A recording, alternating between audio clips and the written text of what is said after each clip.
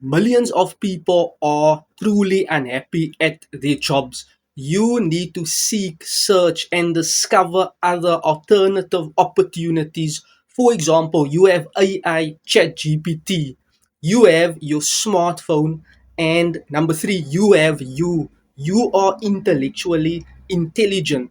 That is a three-in-one strategy.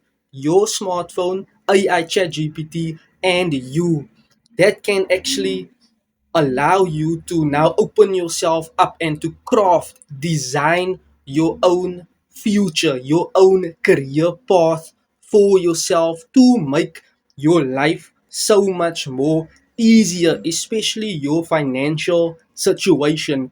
That is a problem on a global scale.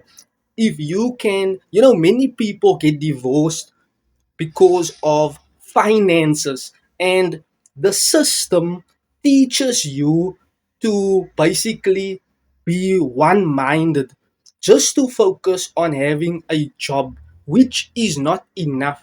The economy is unstable, it diversifies each and every day, it has its ups and downs. You need to be smarter, not naive thinking, but I can only settle for a job.